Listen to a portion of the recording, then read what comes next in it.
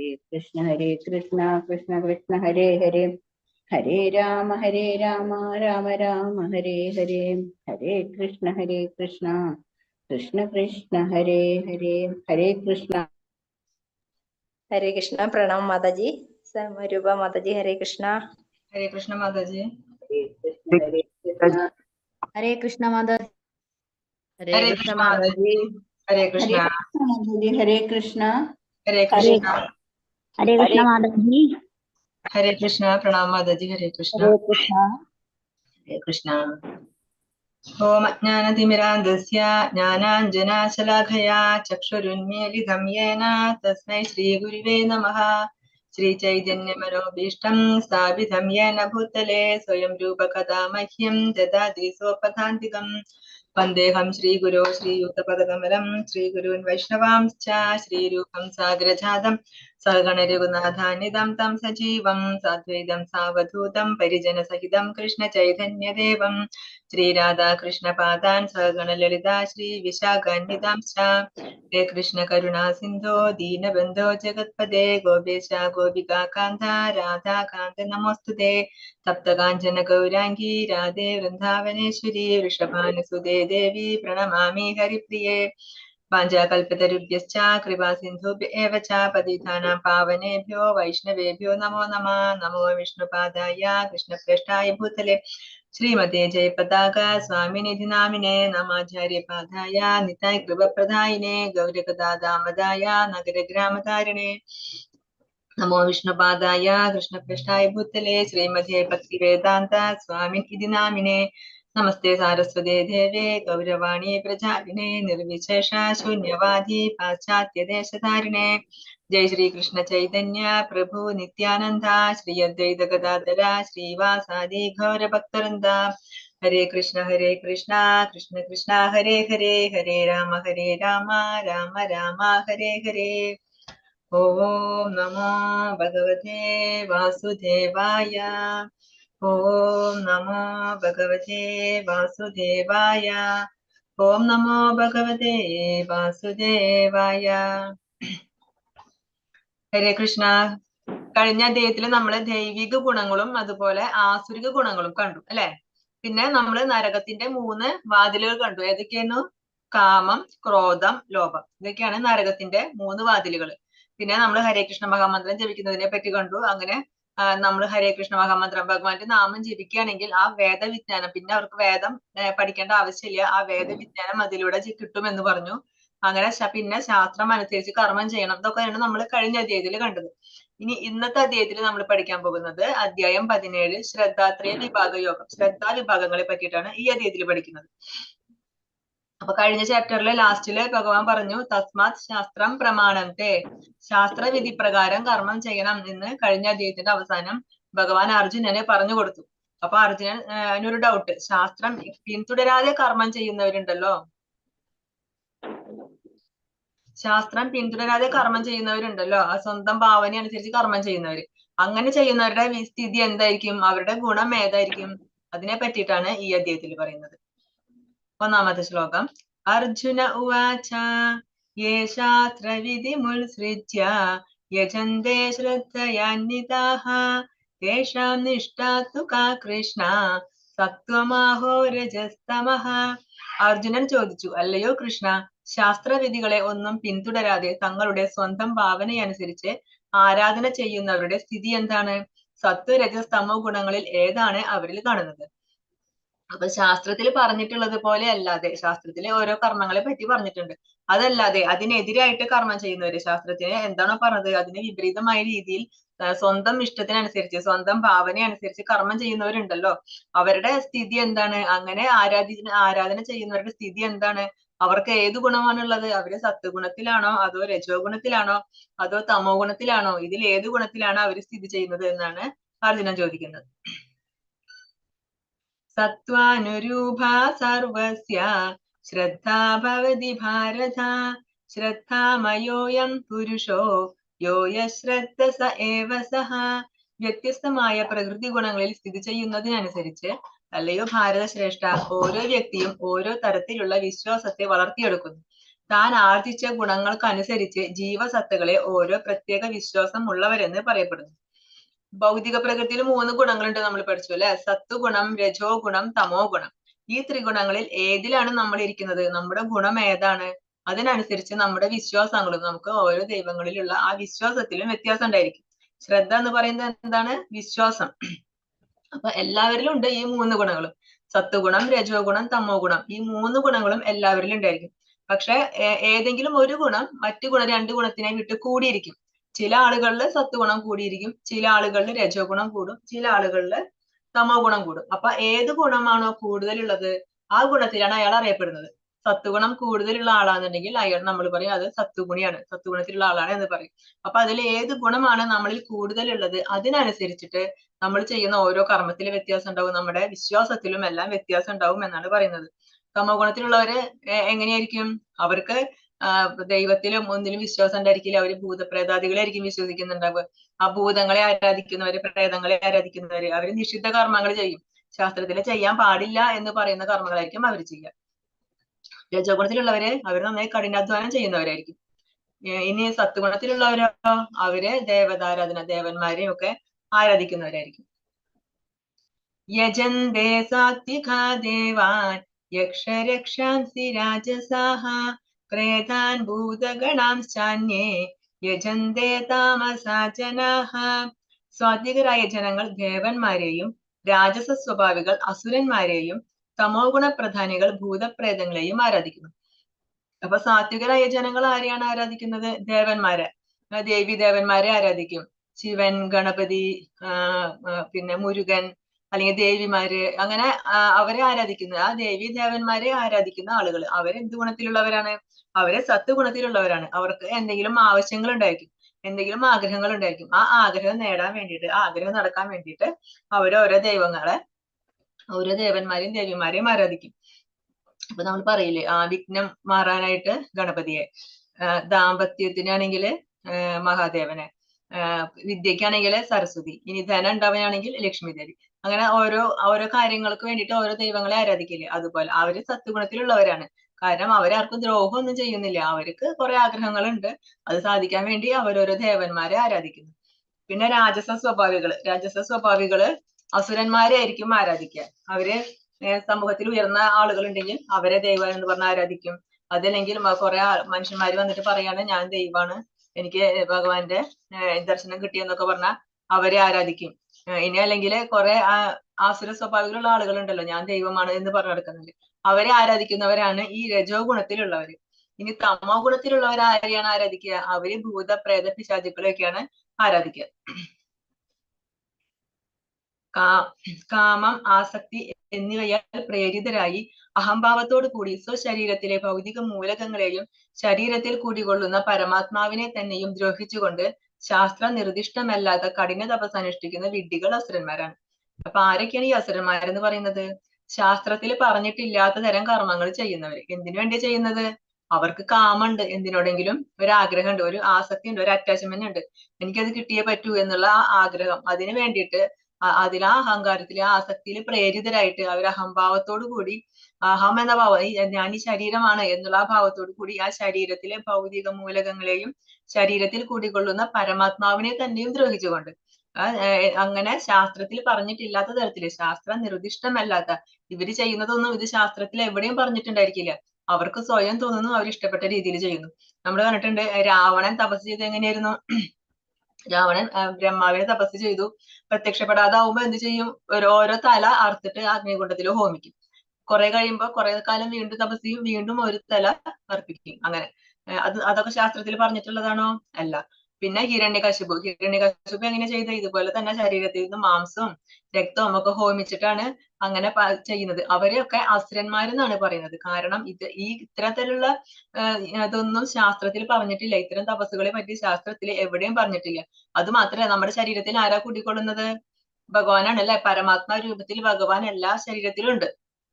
അപ്പൊ ആ ഭഗവാൻ സ്ഥിതി ചെയ്യുന്ന ക്ഷേത്രമാണ് നമ്മുടെ ശരീരം. അവരാ ക്ഷേത്രത്തെയാണ് ദ്രോഹിക്കുന്നത്. ആ ഭഗവാൻ ഇരിക്കുന്ന ആ ശരീരത്തെ അവര് ദ്രോഹിക്കുമ്പോ യഥാർത്ഥത്തിൽ അവര് ആരെ ദ്രോഹിക്കുന്നത്? ആ പരമാത്മാവിനെ തന്നെ, ആ ഭഗവാനെ തന്നെ അവര് ദ്രോഹിക്കുകയാണ് ചെയ്യുന്നത്. ഇങ്ങനെ ശരീരത്തിന് കൂടുതൽ പീഡനങ്ങൾ കൊടുത്ത് തപസ് ചെയ്യുമ്പോൾ ആ ശരീരത്തിൽ കൂടിക്കൊള്ളുന്ന പരമാത്മാവിനെ ദ്രോഹിച്ചുകൊണ്ട് അവര് ഓരോ തപസ്സുകൾ അനുഷ്ഠിക്കുന്നു. ആഹാരസ്ത്വപി സർവസ്യ ത്രിവിധോ ഭവതി പ്രിയഃ യജ്ഞ തപസ്തഥാ ദാനം തേഷാം ഭേദമിമം ശൃണു. മനുഷ്യർക്ക് ഭക്ഷണ വിഷയത്തിൽ പോലും ഇഷ്ടാനിഷ്ടങ്ങൾ ഭൗതിക പ്രകൃതിയുടെ ത്രിഗുണങ്ങൾ അനുസരിച്ചായിരിക്കും. യജ്ഞം, ദാനം, തപസ് എന്നിവയുടെ കാര്യത്തിലും അങ്ങനെ തന്നെ. ഇവയുടെ വ്യത്യാസങ്ങളെ പറ്റി കേട്ടുകൊള്ളുക. ഇപ്പൊ ഭഗവാൻ പറയാണ്, ഓരോ മനുഷ്യർക്കും അവരിലുള്ള ആ ഗുണത്തിനനുസരിച്ചിട്ട് അവരുടെ ഇഷ്ടങ്ങൾ മാറും. അവർ ചെയ്യുന്ന യജ്ഞങ്ങള്, അവരുടെ തപസ്, അവർ ചെയ്യുന്ന ദാനം, അവർ ചെയ്യുന്ന കർമ്മം എല്ലാം വ്യത്യാസം ഉണ്ടായിരിക്കും. അവരിലുള്ള ഗുണത്തിനനുസരിച്ചിട്ടായിരിക്കും ഇതെല്ലാം അവർ ചെയ്യുന്നത്. ആയു സത്വബലാരോഗ്യ സുഖപ്രീതി വിവർത്തനാഃ രസ്യാ സ്നിഗ്ധാ സ്ഥിരാ ഹൃദ്യ ആഹാരാ സാത്വിക പ്രിയാഃ. ദീർഘായുസ്സും നിലനിൽപ്പിനെ തന്നെ ശുദ്ധീകരിക്കുന്നതും ബലം നൽകുന്നതും ആരോഗ്യത്തെയും സന്തുഷ്ടിയെയും സംതൃപ്തിയെയും വളർത്തുന്നതും രസവത്തും പ്രീതികരവും സ്നിഗ്ധവും ആസ്വാദ്യവുമായ ആഹാരവുമായിരിക്കും സാത്വിക സ്വഭാവികൾക്ക് ഇഷ്ടം. ഇനി സത്വഗുണത്തിലുള്ള ആളുകൾക്ക് ഇഷ്ടപ്പെടുന്ന ഭക്ഷണം, അവര് കഴിക്കുന്ന ഭക്ഷണം ഏതായിരിക്കും എന്നാണ് പറയുന്നത്. അവര് കഴിക്കുന്ന ഭക്ഷണം അവർക്ക് ദീർഘായുസ് നൽകുന്നതായിരിക്കും. ആ ഭക്ഷണം കഴിച്ചു കഴിഞ്ഞാൽ അവർക്ക് ദീർഘായുസ് ഉണ്ടാകുന്നതായിരിക്കും. പിന്നെ നമ്മുടെ നിലനിൽപ്പിനെ തന്നെ ശുദ്ധീകരിക്കുന്നത്, നമ്മുടെ അവബോധത്തെ ശുദ്ധീകരിക്കുന്ന ഭക്ഷണമായിരിക്കും കഴിക്കുന്നത്. ബലം നൽകുന്നത്, ശരീരത്തിന് നല്ല ബലം ഉണ്ടാവും, നല്ല ആരോഗ്യം ഉണ്ടാവും, അതുപോലെ സന്തുഷ്ടി തരും, നല്ല സംതൃപ്തി ഉണ്ടാവും. ഒരു ഭക്ഷണം കഴിച്ചു കഴിഞ്ഞാല് നമുക്ക് സംതൃപ്തി അനുഭവപ്പെടണം അല്ലെ, അങ്ങനെ ആ സംതൃപ്തി ഉണ്ടാവും. പിന്നെ എന്താ, രസവത്തായിരിക്കും, പ്രീതികരം, നമുക്ക് ഇഷ്ടപ്പെടുന്ന, നമുക്ക് ആ ഭക്ഷണം കഴിക്കാൻ ഇഷ്ടപ്പെടുന്ന രീതിയിലുള്ള ഭക്ഷണമായിരിക്കും. സ്നിഗ്ധമായിരിക്കും. സ്നിഗ്ധം എന്ന് പറഞ്ഞാല് ഈ നെയ്യ്, വെണ്ണ അതുപോലത്തെ സ്നിഗ്ധമായിട്ടുള്ള ഭക്ഷണമായിരിക്കും. പിന്നെ ആസ്വാദ്യവുമായിരിക്കും. ഇത്തരം ആഹാരമായിരിക്കും സാത്വിക സ്വഭാവികൾക്ക് ഇഷ്ടം. അതുപോലെ പാല്, അതൊക്കെ. പിന്നെ എന്താ കഴിക്കുക, ഒരു പയറുവർഗ്ഗങ്ങള്, പരിപ്പ്, തവിടുള്ള അരി, ധാന്യങ്ങള്, ഇതിലൊക്കെ പ്രോട്ടീൻ ധാരാളം ഉണ്ട്. അപ്പൊ അതൊക്കെ കഴിക്കും. പിന്നെ ഇലക്കറികൾ കഴിക്കും. അങ്ങനെ നമ്മൾ എന്ത് ഭക്ഷണമാണോ കഴിക്കണേ അതാണ് നമ്മുടെ ബോധം. നമ്മുടെ അവബോധം എന്ന് പറയുന്നത് നമ്മൾ കഴിക്കുന്ന ഭക്ഷണത്തിനനുസരിച്ചിരിക്കും. അപ്പൊ നമ്മൾ സാത്വികമായ ഭക്ഷണമാണ് കഴിക്കുന്നതെന്നുണ്ടെങ്കിൽ നമ്മുടെ അവബോധം സാത്വികമായിരിക്കും. അതല്ലെങ്കിൽ നമ്മൾ താഴ്ന്ന തരം ഭക്ഷണങ്ങൾ കഴിക്കാന്നുണ്ടെങ്കിൽ അതിനനുസരിച്ച് നമ്മുടെ അവബോധവും മാറിക്കൊണ്ടുവരും. അവബോധം ചെറുതായി താഴേക്ക് വരും. അപ്പൊ അതുകൊണ്ട് നമ്മൾ എങ്ങനത്തെ ഭക്ഷണം കഴിക്കണം? സാത്വികമായിട്ടുള്ള ഭക്ഷണമാണ് കഴിക്കേണ്ടത്. നമ്മൾ എന്ത് ഭക്ഷണമാണോ കഴിക്കുന്നത് അത് നമ്മുടെ അവബോധത്തെ സ്വാധീനിക്കും. അതുകൊണ്ടാണ് പറയുന്നത് നമ്മൾ എപ്പോഴും സാത്വിക ഭക്ഷണം കഴിക്കണം എന്ന് പറയുന്നത്. ഇപ്പൊ നമ്മുടെ ഡിവോട്ടീസ് ഒക്കെ എങ്ങനെയാണ് ഭക്ഷണം കഴിക്കുക? ഭഗവാന് എന്ത് ഭക്ഷണം ഉണ്ടാക്കുകയാണെങ്കിലും അത് ആദ്യം ഭഗവാന് ഓഫർ ചെയ്തിട്ട് അല്ലെ, ഭഗവാൻ ഓഫർ ചെയ്തതിനു ശേഷം ആ പ്രസാദമായിട്ട്, ആ ഭഗവത് പ്രസാദമായിട്ടാണ് നമ്മൾ കഴിക്കുന്നത്. അങ്ങനെ കഴിച്ചാൽ എന്താണ് ഗുണം? അത് നമ്മളെ ശുദ്ധീകരിക്കും, നമ്മുടെ നാവിനെ നിയന്ത്രിക്കാൻ സാധിക്കും, നമുക്ക് നമ്മുടെ മനസ്സിനെ കൺട്രോൾ ചെയ്യാനായിട്ട് സാധിക്കും, ഇന്ദ്രിയങ്ങളെ കൺട്രോൾ ചെയ്യാനായിട്ട് സാധിക്കും. പക്ഷെ നമ്മൾ എന്ത് ഭഗവാനെ അർപ്പിക്കുകയാണെങ്കിലും അതിലൊരു തുളസി ഇട്ടിട്ട് വേണം കൊടുക്കാൻ. അങ്ങനെ തുളസി ഇട്ടാലേ ഭഗവാൻ അത് സ്വീകരിക്കും എന്നാണ് പറയുന്നത്. അതുപോലെ അപ്പൊ ഭഗവാന് കൊടുക്കാൻ പറ്റുന്ന ഭക്ഷണം ഏതൊക്കെയാണ്? പച്ചക്കറികള്, പഴവർഗ്ഗങ്ങള്, ഇലക്കറികള്, ഇതൊക്കെയാണ് നമുക്ക് ഭഗവാന് കൊടുക്കാൻ പറ്റുന്നത്. അപ്പൊ അങ്ങനെ ഭഗവാൻ ഓഫർ ചെയ്തിട്ട് ഭഗവാന് കൊടുക്കാൻ പറ്റുന്ന അത്തരം ഭക്ഷണങ്ങൾ വേണം നമ്മൾ കഴിക്കാനായിട്ട്. അതാണ് സത്വഗുണത്തിലുള്ളവർ കഴിക്കുന്നത്. ഇനി രജോ ഗുണത്തിലുള്ളവരുടെ കാര്യം. കയ്പ്, പുളിപ്പ്, ഉപ്പുരസം, കടുത്ത ചൂട്, എരിവ്, വരൾച്ച എന്നിവ കൂടുതലുള്ള ആഹാര പദാർത്ഥങ്ങളെ രാജസ സ്വഭാവികൾ ഇഷ്ടപ്പെടുന്നു. ഇത്തരം ഭക്ഷ്യങ്ങൾ ദുഃഖത്തിനും രോഗങ്ങൾക്കും വഴിവെക്കുന്നതാണ്. ഇനി രാജസ സ്വഭാവികൾക്ക് എങ്ങനത്തെ ഭക്ഷണമാണ് ഇഷ്ടം?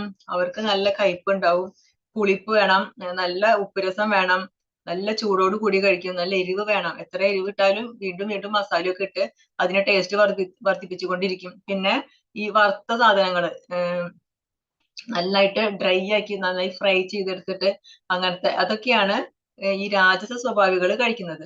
അതാണ് ടേസ്റ്റ്. അങ്ങനെ കഴിക്കുമ്പോൾ അവർക്ക് ടേസ്റ്റ് ഉള്ളൂ. അപ്പൊ അവർ അങ്ങനത്തെ ഭക്ഷണങ്ങൾ കഴിക്കും. പക്ഷെ ഇത്തരം ഭക്ഷ്യങ്ങൾ ദുഃഖത്തിനും രോഗങ്ങൾക്കും വഴിവെക്കും. ഭാവിയിലെ ഇത്തരം ഭക്ഷണങ്ങൾ സ്ഥിരം കഴിക്കുന്നുണ്ടെങ്കിൽ എന്ത് സംഭവിക്കും? അത് രോഗത്തിന് വഴിവെക്കും. രോഗം വന്നു കഴിഞ്ഞാൽ പിന്നെ നമുക്ക് ദുഃഖമായി. എരിവ് കൂടി കഴിഞ്ഞാൽ എന്ത് സംഭവിക്കുക? അൾസർ വരാൻ സാധ്യതയുണ്ട്. പുളി കൂടുതലാണെങ്കിലോ അസിഡിറ്റി വരാൻ സാധ്യതയുണ്ട്. ഇനി അത് ധാരാളം എണ്ണയിൽ നന്നായിട്ട് വറുത്ത് ഫ്രൈ ചെയ്യുന്ന അതൊക്കെ കഴിക്കുകയാണെന്നുണ്ടെങ്കിൽ കരൾ രോഗം വരാനുള്ള സാധ്യതയുണ്ട്. അപ്പൊ ഇത്തരം ഭക്ഷണങ്ങളൊക്കെ കഴിക്കുമ്പോൾ നമുക്ക് തുടക്കത്തിൽ രുചിയൊക്കെ തോന്നും, പക്ഷെ ഭാവിയിൽ അത്തരം ഭക്ഷണം നമുക്ക് രോഗങ്ങൾക്ക് വഴിവെക്കുന്നതാണ്. യാഥയാമം ഗതരസം ഭൂതിപര്യൂഷിതം ചയത് ഉച്ഛിഷ്ടമപി ചാമേദ്യം ഭോജനം താമസപ്രിയം. 3 മണിക്കൂറിന് മുമ്പ് പാകം ചെയ്തതും സ്വാദ് നഷ്ടപ്പെട്ടതും ദുർഗന്ധമുള്ളതും ഉച്ഛിഷ്ടവും തൊടാൻ കൊള്ളാത്തതുമായ ഭക്ഷണങ്ങളെയാണ് താമസ സ്വഭാവികൾ ഇഷ്ടപ്പെടുന്നത്. ഇനി തമോ ഗുണത്തിലുള്ളവർ കഴിക്കുന്ന ഭക്ഷണം എങ്ങനെയായിരിക്കും? അത് 3 മണിക്കൂറിന് മുമ്പ് ഉള്ള ഭക്ഷണം, അതായത് നമ്മൾ ഭക്ഷണം ഉണ്ടാക്കി 3 മണിക്കൂർ കഴിഞ്ഞാൽ ആ ഭക്ഷണം പിന്നെ തമോ ഗുണമായി എന്നാണ് പറയുക. അപ്പൊ അങ്ങനെ 3 മണിക്കൂറിന് മുമ്പ് പാകം ചെയ്ത ഭക്ഷണം, പക്ഷെ നമ്മൾ പ്രസാദമാണെങ്കിൽ കുഴപ്പമില്ല. നമ്മളൊരു ഭക്ഷണം ഉണ്ടാക്കിയിട്ട് അത് ഭഗവാൻ ഓഫർ ചെയ്തിട്ട് പിന്നെ പ്രസാദമായി എന്നുണ്ടെങ്കിൽ അത് എത്ര മണിക്കൂർ കഴിഞ്ഞാലും കുഴപ്പമില്ല, അല്ലാന്നുണ്ടെങ്കിൽ അതില് തമോ ഗുണമായി.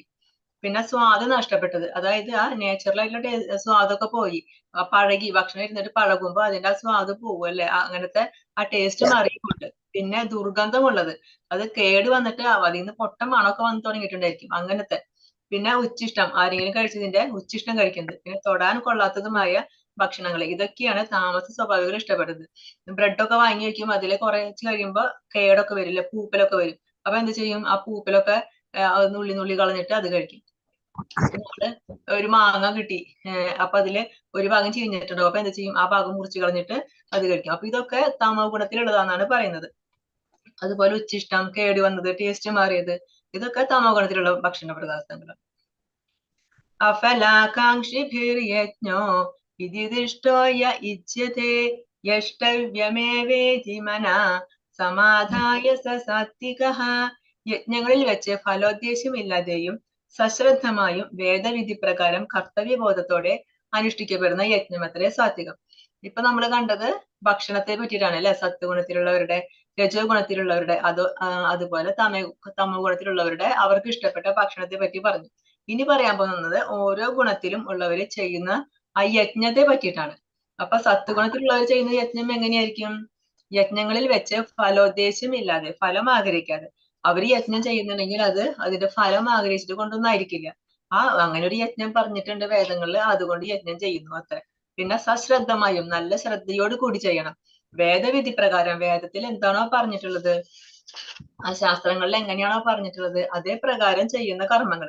പിന്നെന്താ? കർത്തവ്യബോധത്തോടെ, ഇതെന്റെ കർത്തവ്യമാണ് എന്നുള്ള ആ പൂർണ്ണ വിശ്വാസത്തോട് കൂടി ചെയ്യുന്നു, അതിന്റെ ഫലം ഒന്നും ആഗ്രഹിക്കാതെ, ഇതെന്റെ കർത്തവ്യം മാത്രമാണെന്ന് വിചാരിച്ചുകൊണ്ട്. പിന്നെ ശാസ്ത്രത്തിന് പറഞ്ഞിട്ടുള്ളത് എങ്ങനെയാണോ ആ ശാസ്ത്രവിധി അനുസരിച്ചുകൊണ്ട് നല്ല ശുദ്ധമായിട്ട് നല്ല ശ്രദ്ധയോട് കൂടി ചെയ്യുന്ന അത്തരം യജ്ഞങ്ങളെയാണ് സ്വാത്വികമായ യജ്ഞം എന്ന് പറയുന്നത്.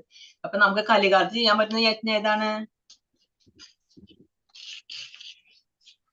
ഏതാണ് കലികാലത്ത് ചെയ്യുന്ന യജ്ഞം? പ്രാർത്ഥന. ജപയജ്ഞം. യജ്ഞാനാം ജപയജ്ഞോസ്മി എന്നാണ് ഭഗവാൻ പറയുന്നത്. അപ്പൊ കലികാലത്തിൽ നമുക്ക് ചെയ്യാൻ പറ്റുന്നതാണ് മന്ത്രം ജപിക്കും, ജപയജ്ഞം. ശ്ലോകം. അഭിസന്ധായ തു ഫലം കമ്പാതമഭിചൈവയത് ഇച്ഛതേ ഭരതശ്രേഷ്ഠ സം യജ്ഞം വിദ്ധി രാജസം. ഇനി രാജസ യജ്ഞം എങ്ങനെയുള്ളതാണ്? ഭൗതികമായ ഏതെങ്കിലും പ്രയോജനത്തിന് വേണ്ടിയോ ഗർവ് കാട്ടാനായോ അനുഷ്ഠിക്കപ്പെടുന്ന യജ്ഞം രാജസം എന്നറിയുക, അല്ലയോ ഭാരതശ്രേഷ്ഠ. അപ്പൊ രാജസ യജ്ഞം എന്ന് പറയുന്നത് നമ്മൾ ഭൗതികമായ എന്തെങ്കിലും കാര്യം നടക്കാൻ വേണ്ടിയിട്ട്, എന്തെങ്കിലും ആഗ്രഹം ഉണ്ടായിരിക്കും, ആ ആഗ്രഹം നടക്കാൻ വേണ്ടി ചെയ്യുന്ന യജ്ഞം.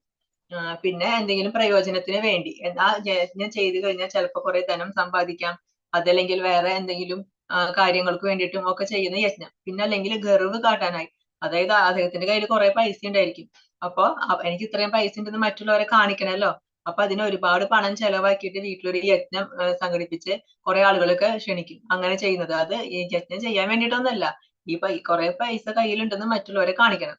അങ്ങനെ ചെയ്യുന്ന യജ്ഞങ്ങളൊക്കെ ഉണ്ട്, അതിനൊക്കെ രാജസം എന്നാണ് പറയാ. സ്വർഗം കിട്ടാൻ വേണ്ടി ചെയ്യുന്ന കുറെ കർമ്മങ്ങൾ, ഇങ്ങനെ ഈ ഒരു യജ്ഞം ചെയ്തു കഴിഞ്ഞാൽ നമുക്ക് സ്വർഗത്തിൽ പോവാം, അല്ലെങ്കിൽ നമുക്ക് അതിലും ഉപരിയായ ലോകങ്ങളിൽ പോവാം, അങ്ങനെയൊക്കെ കാണും. അതൊക്കെ ചെയ്യുന്നത്, അതിനെയൊക്കെയാണ് രാജസ യജ്ഞം എന്ന് പറയുന്നത്. വിധിഹീനമസൃഷ്ടാന്നം മന്ത്രഹീനമദക്ഷിണം ശ്രദ്ധാവിരഹിതം യജ്ഞം താമസം പരിചക്ഷതേ. വേദോക്ത വിധികൾ അനുസരിക്കാതെയും പ്രസാദ വിതരണം, മന്ത്രോച്ചാരണം, പൂജാരിക്ക് ദക്ഷിണ എന്നിവ കൂടാതെയും വിശ്വാസമില്ലാതെയും ചെയ്യപ്പെടുന്ന യജ്ഞം തമോ ഗുണമുള്ളതാണ്. ഇനി പറയുന്നത് തമോ ഗുണത്തിലുള്ള യജ്ഞം എങ്ങനെയുള്ളതാണെന്ന്. എങ്ങനെയുള്ളതാണ്? വേദോക്ത വിധികൾ അനുസരിക്കാതെ, ശാസ്ത്രത്തിൽ പറഞ്ഞിട്ടുള്ള വിധികളൊന്നും അനുസരിക്കാതെ, ശാസ്ത്രത്തിൽ പറഞ്ഞിട്ടുള്ള വിധികൾക്ക് എതിരായിട്ട്, അതിൽ എന്താണോ പറഞ്ഞത് അതിന് എതിരായിട്ട് ചെയ്യുന്ന യജ്ഞങ്ങൾ, അതൊക്കെയാണ് തമോ ഗുണത്തിലുള്ള യജ്ഞം. പിന്നെ പ്രസാദ വിതരണം.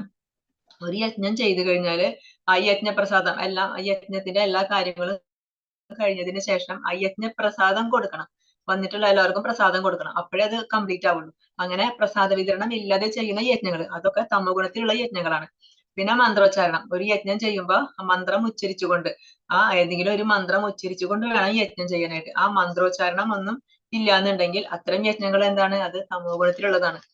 പിന്നെ പൂജാരിക്ക് ദക്ഷിണ. ഒരു യജ്ഞം ചെയ്തു കഴിഞ്ഞാല്, യജ്ഞം ചെയ്ത് ആരെ കൊണ്ടാണോ നമ്മൾ യജ്ഞം ചെയ്യിക്കുന്നത് ആ വ്യക്തിക്ക് ദക്ഷിണ കൊടുക്കണം. ആ ദക്ഷിണ കൊടുത്തു കഴിഞ്ഞാലേ അദ്ദേഹം ചെയ്ത ആ കർമ്മത്തിന്റെ, ആ യജ്ഞത്തിന്റെ ഫലം നമുക്ക് കിട്ടുള്ളൂ. അപ്പൊ ആ പൂജാരിക്ക് ദക്ഷിണ അത് നിർബന്ധമാണ്. പക്ഷെ ചില ആളുകൾ ദക്ഷിണ കൊടുക്കാൻ മടിച്ചിട്ട് കർമ്മമൊക്കെ ചെയ്യിക്കും, എന്നിട്ട് ദക്ഷിണ കൊടുക്കില്ല. അതൊക്കെ തമോ ഗുണത്തിലുള്ള യജ്ഞാണെന്നാണ് പറയുന്നത്. പിന്നെ വിശ്വാസമില്ലാതെയും, ഒരു വിശ്വാസം ഒന്നും ഉണ്ടായിരിക്കില്ല. അങ്ങനെ യജ്ഞം ചെയ്യണമെന്ന് പറഞ്ഞു, അപ്പൊ ചെയ്തു, നിർബന്ധപൂർവ്വം ചെയ്യിക്കുന്ന പോലെ ചെയ്തു. പക്ഷെ ഈ യജ്ഞം ചെയ്തു കഴിഞ്ഞാൽ എനിക്ക് എന്താണോ അതൊക്കെ ശരിയാവും എന്നുള്ള അങ്ങനെ വിശ്വാസം ഉണ്ടായിരിക്കില്ല. ആ യജ്ഞത്തിൽ വിശ്വാസം ഉണ്ടാവില്ല, ഭഗവാനിൽ വിശ്വാസം ഉണ്ടാവില്ല, ആ യജ്ഞം ചെയ്യുന്ന വ്യക്തിയിലും വിശ്വാസം ഉണ്ടായിരിക്കില്ല. അങ്ങനെ ചെയ്യുന്ന യജ്ഞങ്ങളെയൊക്കെയാണ് തമോ ഗുണത്തിലുള്ള യജ്ഞം എന്ന് പറയുന്നത്. അപ്പൊ എന്താണ് തമോ ഗുണത്തിലുള്ള യജ്ഞം? വേദവിധികൾ അനുസരിക്കാതെ, ശാസ്ത്രത്തിൽ പറഞ്ഞിട്ടുള്ളതിനൊക്കെ എതിരായിട്ട് ചെയ്യുന്ന യജ്ഞം. പിന്നെ പ്രസാദ വിതരണം. പ്രസാദ വിതരണം ഉണ്ടായിരിക്കില്ല, മന്ത്രോച്ചാരണം ഉണ്ടായിരിക്കില്ല. മന്ത്രം ജപിക്കാതെ എങ്ങനെ യജ്ഞം ചെയ്യും? അങ്ങനെ മന്ത്രോച്ചാരണം ഉണ്ടായിരിക്കില്ല, പൂജാരിക്ക് ദക്ഷിണയും കൊടുക്കില്ല. അത് മാത്രല്ല, അതിലൊന്നും, ആ ചെയ്യുന്നതിലൊന്നും വിശ്വാസം ഉണ്ടായിരിക്കില്ല. അങ്ങനെ ചെയ്യുന്ന യജ്ഞങ്ങളെയാണ് തമോ ഗുണത്തിലുള്ള യജ്ഞം എന്ന് പറയുന്നത്.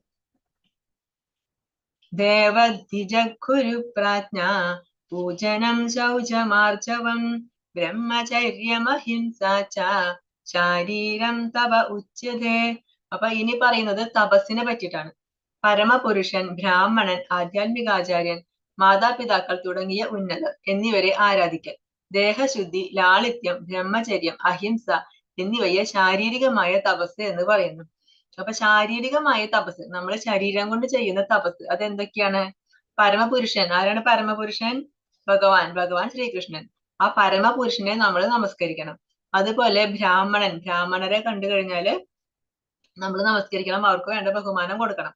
പിന്നെ ആധ്യാത്മിക ആചാര്യൻ, നമ്മുടെ ആധ്യാത്മിക ആചാര്യനെ കണ്ടു കഴിഞ്ഞാൽ നമ്മൾ അവരെ ആരാധിക്കണം, അവരെ ബഹുമാനിക്കണം, അവരെ പ്രണമിക്കണം, അവരെ നമസ്കരിക്കണം. അതുപോലെ മാതാപിതാക്കളെ കണ്ടാലും നമ്മൾ അവരെ നമസ്കരിക്കണം, അവരെ ആരാധിക്കണം. അപ്പൊ ഈ പരമപുരുഷൻ, ബ്രാഹ്മണൻ, ആധ്യാത്മികാചാര്യൻ, മാതാപിതാക്കൾ തുടങ്ങിയ ഉന്നതർ, ഇവരെയൊക്കെ നമ്മൾ ആരാധിക്കണം, അവരെയൊക്കെ കണ്ടു കഴിഞ്ഞാൽ പ്രണമിക്കണം. പിന്നെ ദേഹശുദ്ധി വേണം, 2 നേരം കുളിച്ച് ശരീരം എപ്പോഴും ശുദ്ധിയായിട്ട് സൂക്ഷിക്കണം. ലാളിത്യം, സിമ്പിൾ ആയിരിക്കണം എപ്പോഴും. Simple living, higher thinking. നമ്മുടെ ചിന്താഗതിയാണ് ഉയരേണ്ടത്. നമ്മുടെ ജീവിത രീതി എപ്പോഴും വളരെ സിമ്പിൾ ആയിട്ട് ലാളിത്യത്തോടു കൂടി ജീവിക്കണം. പിന്നെ ബ്രഹ്മചര്യം, അഹിംസ, മറ്റുള്ളവരെ ദ്രോഹിക്കാനായിട്ട് പാടില്ല. ഇതിനെയാണ് ശാരീരികമായ തപസ് എന്ന് പറയുന്നത്. അപ്പൊ ശരീരം കൊണ്ട് നമുക്ക് ചെയ്യാൻ പറ്റുന്ന തപസ്സാണ് ഇതൊക്കെ. ഇവരെയൊക്കെ നമ്മൾ മുതിർന്നവരെ നമ്മൾ ബഹുമാനിക്കേണ്ടവരെ കണ്ടാൽ ബഹുമാനിക്കണം, അവർക്ക് വേണ്ട ആദരവ് കൊടുക്കണം. പിന്നെ നമ്മുടെ ശരീരം എപ്പോഴും ശുദ്ധിയായിട്ട് സൂക്ഷിക്കണം. ലാളിത്യം, ബ്രഹ്മചര്യം, അഹിംസ, ഇതാണ് ശാരീരികമായ തപസ് എന്ന് പറയുന്നത്. ഇനി വാഗ്മയമായ തപസ്, നമ്മുടെ വാക്കുകൊണ്ട് നമുക്ക് ചെയ്യാൻ പറ്റുന്ന തപസ് എന്താണ്? അനുദ്വേഗകരം വാക്യം സത്യം പ്രിയഹിതം ചെയ്യത് സ്വാധ്യായാഭ്യസനം ചെയ്വ വാഗ്മയം തപ ഉച്യതേ. സത്യവും പ്രയോജനകരവും കേൾക്കുന്നവർക്ക് ഉദ്വേഗം ഉണ്ടാക്കാത്തതും ഹിതകരവുമായ സംഭാഷണവും പതിവായുള്ള വേദമന്ത്രോച്ചാരണവുമാണ് വാഗ്മയമായ തപസ്. അപ്പൊ ഏതൊക്കെയാണ് വാഗ്മയമായ തപസ്? സത്യം പറയുക, നമ്മൾ നുണ പറയാൻ പാടില്ല, എപ്പോഴും സത്യം പറയുക, സത്യസന്ധമായിട്ട് പെരുമാറണം. പിന്നെ പ്രയോജനകരമായ കാര്യം പറയുക. എന്തെങ്കിലും ഒരു കാര്യം പറയുന്നുണ്ടെങ്കിൽ അത് മറ്റുള്ളവർക്ക് പ്രയോജനം ഉണ്ടായിരിക്കണം. അങ്ങനെ പ്രയോജനകരമായ കാര്യം പറയുക. കേൾക്കുന്നവർക്ക് ഉദ്വേഗം ഉണ്ടാകാത്തത്. ഇനി നമ്മളൊരു കാര്യം പറയുമ്പോൾ അത് കേൾക്കുന്നവർക്ക് വിഷമം ഉണ്ടാവാൻ പാടില്ല. ഒരാളുടെ മനസ്സിനെ വിഷമിപ്പിക്കുന്ന രീതിയിൽ നമ്മൾ അവരോട് സംസാരിക്കാനായിട്ട് പാടില്ല. എപ്പോഴും മധുരമായിട്ട് സംസാരിക്കണം. അതാണ് വാഗ്മയമായ തപസ്. പിന്നെ ഹിതകരം, നല്ലതായിട്ടുള്ള, നല്ല സ്നേഹത്തോടു കൂടിയുള്ള, നല്ല കാര്യം, അവർക്ക് പ്രയോജനകരമായിട്ടുള്ള, അവർക്ക് ഉപകാരമുള്ളതായ സംഭാഷണമായിരിക്കണം. നമ്മുടെ ഇപ്പൊ നാട്ടുപുറങ്ങളിലൊക്കെ കാണാം, ഒരു വേലിയുടെ അപ്പുറത്തിപ്പുറത്തൊക്കെ നിന്നിട്ട് അപ്പുറത്തുള്ള വീട്ടുകാരെയൊക്കെ കുറ്റം പറയുന്നു, ഇപ്പുറത്തുള്ളവരെയൊക്കെ കുറ്റം പറയുന്നു. പക്ഷെ അത് പറയുന്നത് കൊണ്ട് അത് പറയുന്ന വ്യക്തിക്കോ അത് കേൾക്കുന്ന വ്യക്തിക്കോ എന്തെങ്കിലും ഗുണമുണ്ടോ? ഒരു ഗുണവുമില്ല. അപ്പൊ അങ്ങനത്തെ കാര്യങ്ങൾ നമ്മൾ സംസാരിക്കരുത്. ഇനി ആരെങ്കിലും നമ്മളോട് ഇങ്ങോട്ട് പറയാൻ വരികയാണെന്നുണ്ടെങ്കിൽ എന്ത് ചെയ്യണം? നമ്മളത് കേൾക്കാനായിട്ട് നിൽക്കാൻ പാടില്ല. അതൊക്കെ നമ്മുടെ ക്വാളിറ്റി കുറയ്ക്കും. അപ്പൊ അതുകൊണ്ട് സത്യം പറയുക, പ്രയോജനകരമായ കാര്യങ്ങൾ പറയുക, കേൾക്കുന്നവർക്ക് മനസ്സ് വിഷമിക്കാൻ പാടില്ല, അവർക്കൊരു ബുദ്ധിമുട്ട് ഉണ്ടാവാൻ പാടില്ല. നമ്മളൊരു കാര്യം പറയുമ്പോൾ അത് കേട്ടിട്ട് പിന്നെ അവരത് വിഷമിക്കുകയാണെങ്കിൽ അത് നമ്മുടെ ഒരു കുറ്റായി, നമ്മുടെ കുറവായി. അപ്പൊ അത്തരം കാര്യങ്ങൾ പറയാൻ പാടില്ല. പിന്നെ ഹിതകരമായ സംഭാഷണം, പതിവായുള്ള വേദമന്ത്രോച്ചാരം, ദിവസവും നമ്മൾ നാമം ജപിക്കണം, വേദമന്ത്രം ജപിക്കണം എന്ന് പറയുന്നത്. നമ്മൾ ഡെയിലി ഹരേ കൃഷ്ണ കൃഷ്ണ കൃഷ്ണ ഹരേ ഹരേ, ഹരേ രാമ രാമ രാമ ഹരേ ഹരേ, അങ്ങനെ ഹരേ കൃഷ്ണ മഹാമന്ത്രം ദിവസവും ജപിക്കണമെങ്കിൽ അതൊരു തപസ്സാണ്. മനഃപ്രസാദ സൗമ്യത്വം മൗനമാത്മവിനിഗ്രഹഃ ഭാവ സംശുദ്ധിരിത്യേതത് തപോ മാനസമുച്യതേ. സംതൃപ്തി, സൗമ്യത, മൗനം, ആത്മസംയമനം, സ്വഭാവശുദ്ധി എന്നിവ മാനസികമായ തപസ്സിൽ പെടുന്നു. ഇനി മാനസികമായ തപസ് എന്താണ്? സംതൃപ്തി, എപ്പോഴും സംതൃപ്തരായിരിക്കും. പിന്നെ സൗമ്യത, മൗനം, ആത്മസംയമനം, സ്വഭാവശുദ്ധി, നമ്മുടെ സ്വഭാവത്തിലുള്ള ശുദ്ധി, നമ്മുടെ ആത്മാവിനെ, ഇന്ദ്രിയങ്ങളൊക്കെ നമുക്ക് കൺട്രോൾ ചെയ്യാനായിട്ട് സാധിക്കണം. നമ്മുടെ ഇന്ദ്രിയ സുഖങ്ങളിൽ ആസക്തരായിട്ട് നടക്കുന്ന ആളുകളുണ്ട്, അവർക്ക് ഒരിക്കലും സംതൃപ്തി ഉണ്ടായിരിക്കില്ല. കാരണം എന്താ? അവർക്ക് എപ്പോഴും ആഗ്രഹങ്ങൾക്ക് ഒരു അവസാനം ഉണ്ടായിരിക്കില്ല. അപ്പൊ എപ്പോഴെപ്പോഴും എനിക്ക് എന്തെങ്കിലുമൊക്കെ വേണം, എന്തെങ്കിലുമൊക്കെ നേടണം എന്നുള്ള ചിന്തകളായിരിക്കും, എല്ലാത്തിലും ആസക്തി ആയിരിക്കും. അതുകൊണ്ട് അങ്ങനെയുള്ളവർക്ക് ഒരു സംതൃപ്തി ഉണ്ടാവില്ല. അപ്പൊ അതില്ലാന്നുണ്ടെങ്കിൽ മാത്രമേ സംതൃപ്തി ഉണ്ടാവുള്ളൂ. പിന്നെ മൗനം എന്ന് പറഞ്ഞാൽ ഒന്നും മിണ്ടാതിരിക്കുക എന്നല്ല ഉദ്ദേശിക്കുന്നത്. മൗനം എന്ന് പറയുന്നതിന്റെ അർത്ഥം ആവശ്യത്തിന് മാത്രം സംസാരിക്കുക, അനാവശ്യമായിട്ടുള്ള കാര്യങ്ങൾ സംസാരിക്കരുത്. പിന്നെ ആത്മസംയമനം, നമ്മുടെ മനസ്സിനെ, ഇന്ദ്രിയങ്ങളെ ഒക്കെ നിയന്ത്രിക്കുക. പിന്നെ നമ്മുടെ സ്വഭാവത്തിലുള്ള പരിശുദ്ധി, നമ്മുടെ സ്വഭാവത്തിലെ ശുദ്ധി, ഇതൊക്കെയാണ് മാനസികമായ തപസ്സിൽ പെടുന്നത്. ഇനി ഓരോ ഗുണത്തിലുള്ളത്, സത്വ ഗുണത്തിലുള്ളവരെയും അതേപോലെ രജോ ഗുണത്തിലുള്ളവരെയും തമോ ഗുണത്തിലുള്ളവരെയും ഇവരുടെയൊക്കെ തപസ് എങ്ങനെയാണെന്നാണ് പറയുന്നത്. ശ്രദ്ധയാ പരയാ തപ്തം തപസ്ത്രിവിധം നരൈഹി അഫലാകാംക്ഷിഭിർയുക്തൈ സാത്വികം പരിചക്ഷതേ. ഈ 3 വിധം തപസ്സും ആധ്യാത്മിക വിശ്വാസത്തോടെയും ഭൗതിക നേട്ടങ്ങളെ ആഗ്രഹിക്കാതെയും പരമപുരുഷന് വേണ്ടി മാത്രം അനുഷ്ഠിച്ചു പോന്നാൽ സാത്വികം എന്ന് പറയും. അപ്പൊ നമ്മളിപ്പോ നേരത്തെ 3 തപസ്സിനെ പറ്റി പറഞ്ഞു. ശാരീരികമായി ചെയ്യുന്ന തപസ്, മാനസികമായി ചെയ്യുന്ന തപസ്, അതുപോലെ വാഗ്മയമായിട്ട് ചെയ്യുന്ന തപസ്. ഈ 3 തരം തപസ്സും ആധ്യാത്മിക വിശ്വാസത്തോട് കൂടി ചെയ്യാന്നുണ്ടെങ്കിൽ, ആ ഭഗവാനോടുള്ള വിശ്വാസത്തോട് കൂടി ചെയ്യണം. പിന്നെ ഭൗതിക നേട്ടങ്ങളെ ആഗ്രഹിക്കാതെ, ഒരു ഫലവും ആഗ്രഹിക്കാതെ, ഭൗതികമായിട്ട് എന്തെങ്കിലും നേട്ടം എനിക്ക് വേണം അങ്ങനെ അതൊന്നും ആഗ്രഹിക്കാതെ ഭഗവാന് വേണ്ടി, പരമപുരുഷന് വേണ്ടി മാത്രം അനുഷ്ഠിച്ചു പോന്നാൽ, ഭഗവാന് സമർപ്പിച്ചുകൊണ്ട് മാത്രം അനുഷ്ഠിക്കുകയാണെങ്കിൽ അത്തരം തപസ്സിനെ സാത്വികമായ തപസ് എന്ന് പറയും. അപ്പൊ നമ്മൾ നേരത്തെ 3 തരം തപസ് പറഞ്ഞു, ശാരീരികമായിട്ടും മാനസികമായിട്ടും വാഗ്മയമായിട്ടും. ഈ 3 തരത്തിലെ ഏത് തരത്തിലാണെങ്കിലും, ഏത് തപസ്സാണെങ്കിലും അത് ചെയ്യുന്നത് എങ്ങനെയായിരിക്കണം? അത് ആധ്യാത്മിക വിശ്വാസത്തോടെ ആയിരിക്കണം. പിന്നെ ഈ 3 തപസ്സിൽ ഏത് ചെയ്യുകയാണെങ്കിലും അതിലൊന്നിലും ഭൗതികമായ ഒരാഗ്രഹം, ഭൗതികമായ ഒരു നേട്ടങ്ങളും ആഗ്രഹിക്കാൻ പാടില്ല. അത് പൂർണ്ണമായും ഭഗവാന്, പരമപുരുഷന് വേണ്ടി മാത്രം സമർപ്പിച്ചുകൊണ്ട് അനുഷ്ഠിക്കുകയാണെങ്കിൽ അതിനെ സാത്വികമായ തപസ് എന്ന് പറയും. സത്കാരമാന പൂജാർത്ഥം തപോധംബേന ചൈവ യത് ക്രിയതേ തദിഹ പ്രോക്തം രാജസം ചലമധ്രുവം. ബഹുമതിയും ആരാധനയും നേടാനോ അഹങ്കാരം കൊണ്ടോ ചെയ്യപ്പെടുന്ന തപസ് രാജസമാണ്, ക്ഷണികവും അനിശ്ചിതവുമാണ്. ഇനി രാജസ തപസ് എന്താണ്? ബഹുമതി ആഗ്രഹിച്ചുകൊണ്ട്, എനിക്ക് എന്തെങ്കിലും ബഹുമതി ഉണ്ടാവണം, എനിക്ക് എന്തെങ്കിലും പബ്ലിസിറ്റി കിട്ടണം, അങ്ങനെ ആഗ്രഹിച്ചുകൊണ്ട്. പിന്നെ മറ്റുള്ളവരെ എന്നെ ആരാധിക്കണം, മറ്റുള്ളവരെ എന്നെ ശ്രദ്ധിക്കണം, അവരുടെ ശ്രദ്ധ കിട്ടാൻ വേണ്ടി ചെയ്യുന്ന തപസ്. പിന്നെ അഹങ്കാരം കൊണ്ട്, എന്തിന് പൈസയുടെ ഒക്കെ അഹങ്കാരം കൊണ്ട് ചെയ്യുന്ന ആ തപസ്, അതൊക്കെ രാജസമാണ്. അത് ക്ഷണികമാണ്. ഇതിന്റെ ഗുണം നമുക്ക് നിലനിൽക്കില്ല. ഇത് അനിശ്ചിതവുമാണ്. അപ്പൊ ബഹുമതി ആഗ്രഹിച്ചുകൊണ്ട്, നമ്മൾ പബ്ലിസിറ്റി ആഗ്രഹിച്ചുകൊണ്ട് ഒന്നും ഒരു കാര്യം ചെയ്യാൻ പാടില്ല. നമ്മളിപ്പോ ഒരു വ്രതം എടുക്കുകയാണെങ്കിൽ തന്നെ അത് എങ്ങനെ എടുക്കണം? അത് ഭഗവാനെ സമർപ്പിച്ചുകൊണ്ടായിരിക്കും നമ്മൾ എടുക്കേണ്ടത്. അതല്ലാതെ അവരങ്ങനെ എടുക്കുന്നത്, ഞാനാണെങ്കിൽ നിർത്തിയിട്ട് എടുക്കും, ഒന്നും വെള്ളം പോലും കുടിക്കാതെ എടുക്കും, എല്ലാവരും അറിയട്ടെ ഞാൻ അങ്ങനെ ചെയ്യുന്നുണ്ടെന്ന് എന്ന് പറഞ്ഞിട്ട് എല്ലാവരും അടുത്തും പറഞ്ഞു കിടന്ന് അങ്ങനെ എടുക്കുകയാണെങ്കിൽ അതെന്താണ്? അതിനെ തപസ് എന്ന് പറയാൻ പറ്റുമോ? അല്ല, അത് രാജസികമായ തപസ് എന്നാണ് പറയാ. കാരണം അത് സത്വഗുണത്തിലുള്ളതല്ല. നമ്മൾ ആഗ്രഹിക്കുന്നത് ഭഗവാന്റെ സംതൃപ്തിക്കല്ല, ഭഗവാന് വേണ്ടി എല്ലാം എടുക്കുന്നത് മറ്റുള്ളവരെ കാണിക്കാനാണ്. അപ്പൊ അതിനെ രാജസ തപസ് എന്ന് പറയും. മറ്റുള്ളവരെ ആകർഷിക്കാൻ വേണ്ടിയിട്ട് നമ്മൾ എന്തെങ്കിലും ചെയ്യുമ്പോൾ അവരെ ശ്രദ്ധ കിട്ടാൻ, മറ്റുള്ളവരെ എന്നെ ശ്രദ്ധിക്കുന്നുണ്ട് എന്ന് കാണാൻ വേണ്ടിയിട്ട്, അവരെ കാണിക്കാൻ വേണ്ടിയിട്ട് അങ്ങനെ ചെയ്യുന്നതും അതൊക്കെ രാജസമായ തപസ്സാണ്. പിന്നെ റെസ്പെക്ട് കിട്ടാൻ, മറ്റുള്ളവരെ റെസ്പെക്ട് കിട്ടാൻ വേണ്ടിയിട്ട് കുറെ കാണിക്കുന്നത്, അതൊക്കെ രാജസികമായ തപസ് എന്ന് പറയും. മൂഢഗ്രഹാണേത്മനോ യത് പീഡയാ ക്രിയതേ തപഃ പരസ്യോത്സാധനാർത്ഥം വാ തത്താമസമുദാഹൃതം. മൂഢബുദ്ധി മൂലം സ്വയം പീഡനം അനുഭവിച്ചോ അന്യരെ പരിക്കേൽപ്പിക്കാനോ നശിപ്പിക്കാനോ ഉദ്ദേശിച്ചോ ചെയ്യപ്പെടുന്ന തപസ് തമോ ഗുണപ്രധാനമാണ്. ഇനി എന്താണ് തമോ ഗുണപ്രധാനമുള്ള തപസ്? ബുദ്ധി മൂലം, അതായത് ബുദ്ധിയില്ല, മൂഢബുദ്ധി മൂലം സ്വയം പീഡനം അനുഭവിച്ച്. അദ്ദേഹത്തിന് അറിയില്ല എന്താണ് ബുദ്ധി ഇല്ലാത്തവരെ, കാരണം ദൈവത്തെ അറിയില്ല അവർക്ക്. സ്വയം പീഡനം അനുഭവിക്കും, സ്വയം ശരീരത്തെ അവരെ പീഡിപ്പിച്ചുകൊണ്ടിരിക്കും. അങ്ങനെ എന്നിട്ട് അവര് തപസ് ചെയ്യും. പക്ഷെ എന്തിനായിരിക്കും ചെയ്യുന്നത്? അന്യരെ പരിക്കേൽപ്പിക്കാനോ നശിപ്പിക്കാനോ ഉദ്ദേശിച്ച്. അതുകൊണ്ട് അവർക്ക് ഗുണം കിട്ടാൻ വേണ്ടിയിട്ടല്ല, നമുക്ക് അവർക്കൊരു ഗുണത്തിന് വേണ്ടിയല്ല തപസ് ചെയ്യുന്നത്. പക്ഷെ എന്താ, മറ്റുള്ളവരെ ദ്രോഹിക്കണം. എനിക്ക് ഗുണം കിട്ടിയില്ലെങ്കിലും കുഴപ്പമില്ല, പക്ഷെ അവർക്ക് നന്നാവാൻ പാടില്ല. അവരെ ദ്രോഹിക്കാൻ, മറ്റുള്ളവർക്ക് എന്തെങ്കിലും പരിക്കേൽപ്പിക്കാൻ അല്ലെങ്കിൽ അവരെ നശിപ്പിക്കാൻ അങ്ങനെ ഉദ്ദേശിച്ച് ചെയ്യുന്ന ആ തപസ്സാണ് തമോ ഗുണപ്രധാനമുള്ള തപസ്. അത് ഹിരണ്യകശിപു തപസ് ചെയ്ത് അറിയാം അല്ലെ, എത്രയോ വർഷങ്ങള് തപസ് ചെയ്തു. എന്നിട്ട് എന്ത് വരാൻ നേടിയത്? എനിക്ക് അമരത്വം വേണമെന്ന് പറഞ്ഞു. അപ്പൊ ബ്രഹ്മാവ് പറഞ്ഞു അമരത്വം തരാൻ പറ്റില്ല, കാരണം എനിക്ക് പോലും മരണമുണ്ട്. നിനക്ക് എങ്ങനെ ഞാൻ മരണമില്ലാത്ത വരം തരും? അപ്പൊ അദ്ദേഹം കുറെ കാര്യങ്ങൾ പറഞ്ഞു. രാത്രി കൊല്ലാൻ പാടില്ല, പകല് കൊല്ലാൻ പാടില്ല, വെള്ളത്തിൽ പാടില്ല, ഭൂമിയിൽ പാടില്ല, കരയിൽ പാടില്ല, ആയുധം കൊണ്ട് പാടില്ല, രാത്രി പാടില്ല, പകല് പാടില്ല. അങ്ങനെ കുറെ വരമൊക്കെ വാങ്ങി. വരം വാങ്ങി കഴിഞ്ഞപ്പോ എന്താ സംഭവിച്ചേ? അഹങ്കാരമായി. പിന്നെ മറ്റുള്ളവരെ ദ്രോഹിക്കാൻ തുടങ്ങി അല്ലെ. അപ്പൊ അദ്ദേഹം ആ വരം വാങ്ങിയത് മറ്റുള്ളവരെ ദ്രോഹിക്കാൻ വേണ്ടിയിട്ടാണ്, അല്ലാണ്ട് ആൾക്കും ഉപകാരമില്ല, മറ്റുള്ളവർക്കും ഒരു ഉപകാരത്തിനല്ല. അതുപോലെ ചെയ്യുന്ന ആ തപസ്, അതിനെയാണ് നമ്മൾ തമോ ഗുണ പ്രധാനമുള്ള തപസ് എന്ന് പറയുന്നത്. അവര് കുറെ തപസ് ചെയ്യും, കുറെ കഷ്ടപ്പെടും, പക്ഷെ എന്തിനു വേണ്ടി? അവർക്ക് വേണ്ടിയിട്ടോ അല്ല, മറ്റുള്ളവർക്ക് വേണ്ടിയിട്ടോ അല്ല, മറ്റുള്ളവരെ ദ്രോഹിക്കാൻ, അവരെ പരിക്കേൽപ്പിക്കാൻ. ഇപ്പം നമ്മൾ കാണാം കൂടോത്രമൊക്കെ ചെയ്യുന്നത്, ഓരോരുത്തർക്ക് കൂടോത്രം ചെയ്യും. അപ്പൊ അവർക്ക് എന്തെങ്കിലും ദോഷം സംഭവിക്കാണ്ട്, അല്ലെങ്കിൽ അവർക്ക് ആരെങ്കിലും മരിച്ചു പോട്ടെ, അല്ലെങ്കിൽ അവരുടെ ജോലി നഷ്ടപ്പെട്ടെ, അവരുടെ സമ്പത്ത് നശിക്കട്ടെ, ഇങ്ങനെയൊക്കെ വിചാരിച്ചുകൊണ്ട് കുറെ കൂടോത്രം ഒക്കെ ചെയ്യില്ലേ, അതൊക്കെ ഈ താമസ ഗുണത്തില്, തമോ ഗുണത്തില് പെട്ടതാണ്.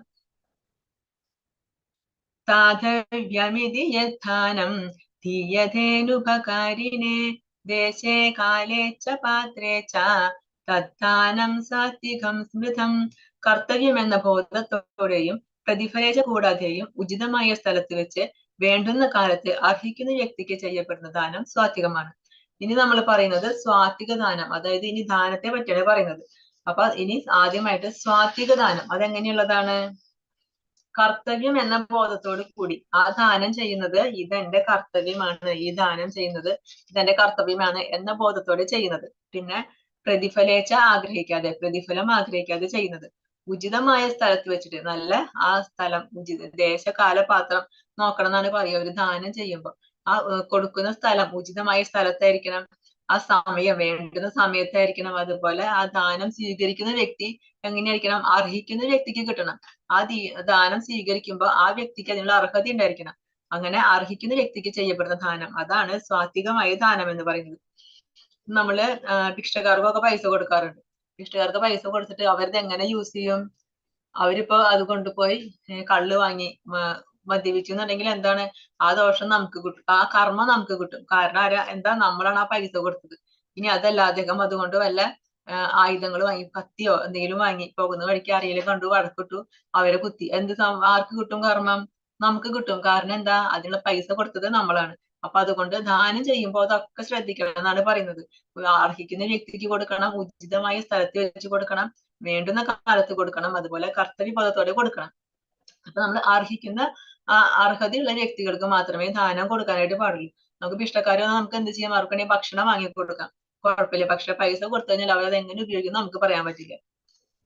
പിന്നെ ആചാര്യർക്ക് ഗ്രന്ഥങ്ങൾ കൊടുക്കാം അല്ലെ മറ്റുള്ളവർക്ക്.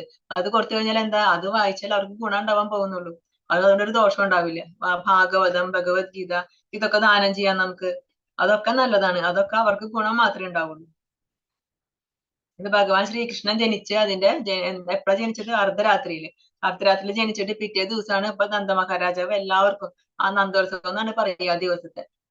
ഭഗവാൻ ജനിച്ചതിന്റെ പിറ്റേ ദിവസമാണ് നന്ദോത്സവം. കാരണം എന്താ? നന്ദമഹാരാജാവ് അന്ന് എല്ലാവരെയും വിളിച്ചിട്ട് ഒരുപാട് ദാനം കൊടുത്തു. ബ്രാഹ്മണർക്ക് പശുക്കളെ ദാനം കൊടുത്തു.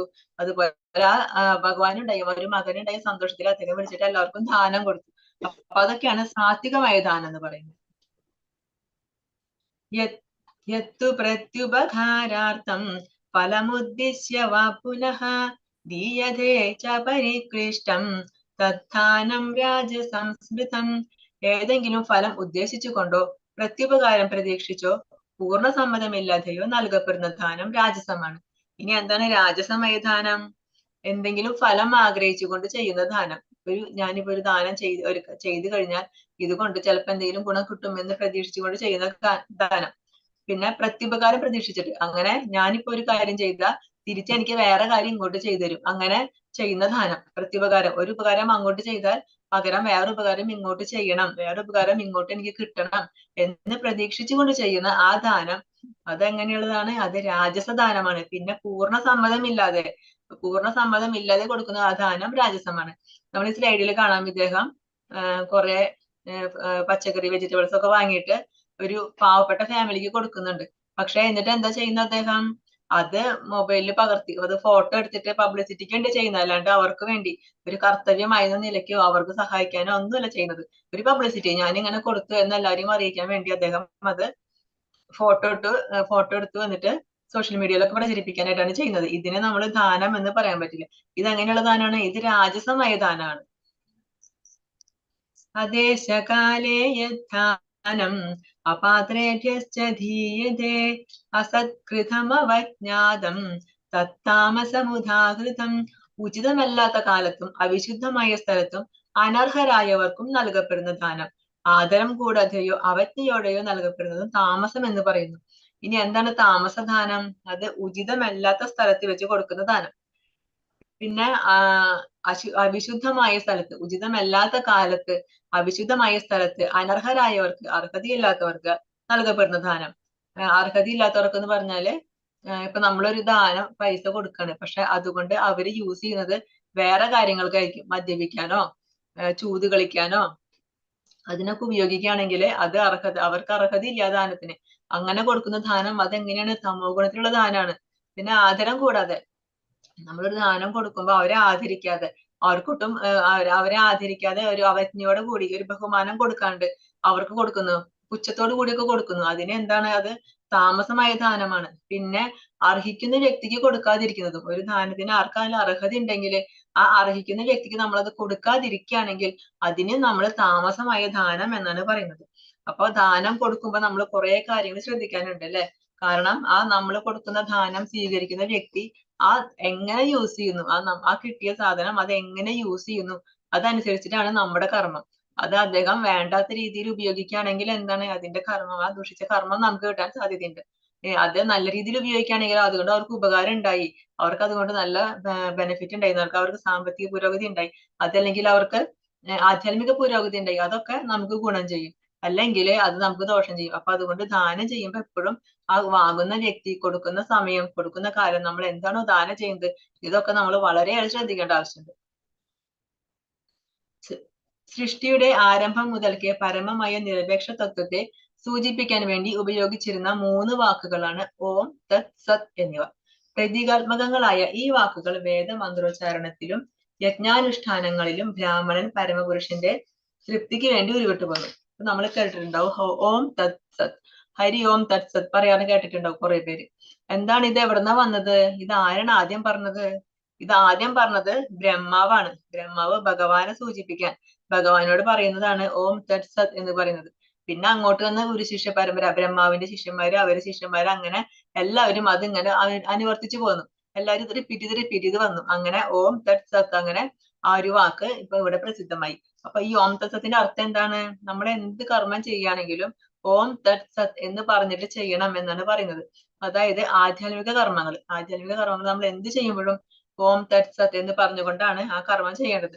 അങ്ങനെയാണ് ബ്രഹ്മാവ് ആദ്യമായിട്ട് ഭഗവാന്റെ അടുത്ത് അത് പറയുന്നത്, ഓം തത് സത് എന്ന്. ഇതെന്തിനാ പറയുന്നത്?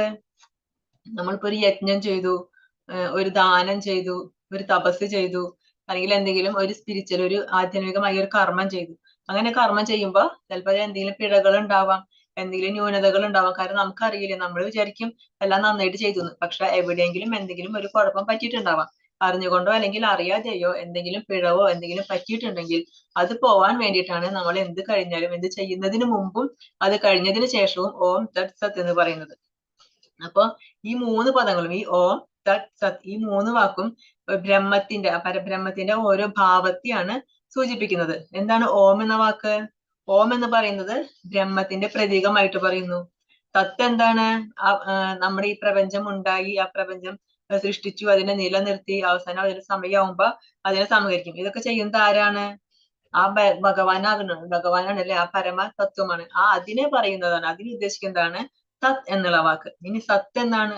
സത്ത് എന്ന് പറയുന്നത് എല്ലാത്തിന്റെയും ഉണ്മ, എല്ലാത്തിന്റെയും ആ നിലനിൽപ്പ്, ആ ഉണ്മ, അതിനെയാണ് സത്ത് എന്ന് പറയുന്നത്.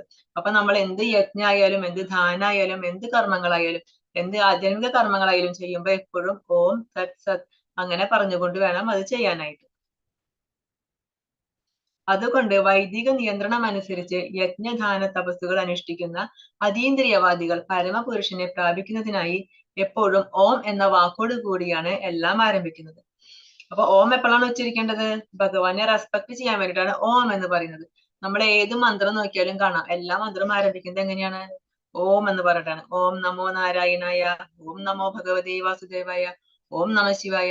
ഏത് മന്ത്രം പറയുകയാണെങ്കിലും അതിന്റെ മുമ്പില് ഓം ഉണ്ടായിരിക്കും. അപ്പൊ അപ്പോഴാണ് അത് കംപ്ലീറ്റ് ആവുള്ളൂ. അപ്പൊ ഓം എന്ന വാക്ക് ഉച്ചരിക്കുക, അതെന്താണ്? ബഹുമാനാണ് ഭഗവാനോട്. ഭഗവാനെ ബഹുമാനിക്കുന്നതാണ്, ഭഗവാനോട് ഒരു ബഹുമാനം കൊടുക്കുന്നതാണ് ഓം എന്ന് പറഞ്ഞുകൊണ്ട്. അപ്പൊ അങ്ങനെ ഓം എന്ന് പറഞ്ഞുകൊണ്ട് വേണം ഏതൊരു മന്ത്രം ഉച്ചരിക്കാനായിട്ട്. അപ്പൊ നമ്മൾ ഈ യജ്ഞം ചെയ്യുകയാണെങ്കിലും, ധാനം ചെയ്യുകയാണെങ്കിലും, തപസ്സുകളൊക്കെ അനുഷ്ഠിക്കുന്ന സമയത്തും ഇത് ഇങ്ങനെ ഈ ഓം എന്ന് പറഞ്ഞുകൊണ്ട്, ആ ഭഗവാനെ സ്മരിച്ചുകൊണ്ട്, ഭഗവാനെ ഓർത്തുകൊണ്ട് വേണം ഇതെല്ലാം ആരംഭിക്കാനായിട്ട്. സാധിത്യനാഭിസന്ധായ ഫലം യജ്ഞതപക്രിയാഃ ദാനക്രിയാശ്ച വിവിധാ ക്രിയന്തേ മോക്ഷകാംക്ഷിഭിഃ. ഫലോദ്ദേശം കൂടാതെ തത് എന്നുച്ചരിച്ചുകൊണ്ട് വേണം ഒരാൾ പലതരത്തിലുള്ള യജ്ഞങ്ങളും ധാനവും തപസ്സും ഒക്കെ ചെയ്യേണ്ടത്. ഭൗതിക ബന്ധങ്ങളിൽ നിന്നുള്ള മുക്തിയാണ് അങ്ങനെയുള്ള അതീന്ദ്രിയ പ്രവർത്തനങ്ങളുടെ ഉദ്ദേശം. ഇനി ഫലോദ്ദേശം കൂടാതെ തത് എന്നുച്ചരിച്ചുകൊണ്ട് വേണം പലതരത്തിലുള്ള യജ്ഞങ്ങള്, ദാനം, തപസ് ഒക്കെ ചെയ്യേണ്ടത്. ഇനി എന്തെങ്കിലും യജ്ഞം അല്ലെങ്കിൽ ദാനം അല്ലെങ്കിൽ തപസ് ഇതൊക്കെ ചെയ്യുമ്പോൾ എന്താണ് ഉച്ചരിക്കേണ്ടത്?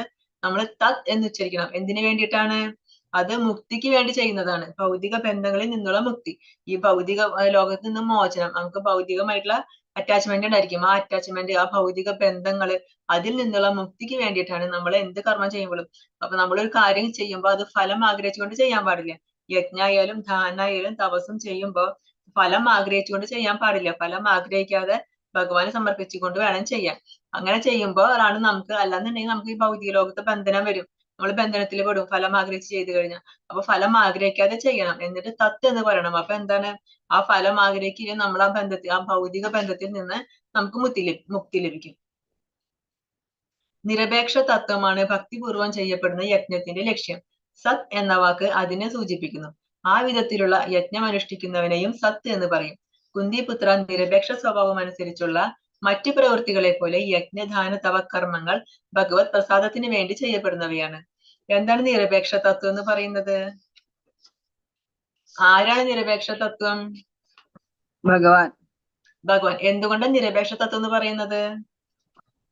ഒന്നിനെയും ആശ്രയിക്കാതെ നിൽക്കുന്നു. ഭഗവാൻ ഒന്നിനെയും ആശ്രയിക്കുന്നില്ല, ഭഗവാൻ സ്വതന്ത്രനാണ്.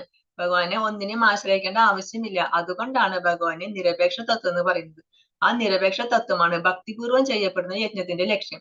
അപ്പൊ നമ്മൾ ഭക്തിയോട് കൂടി ചെയ്യുന്ന ഒരു യജ്ഞം ചെയ്യുന്നതിന് അതിന്റെ ലക്ഷ്യം എന്താണ്?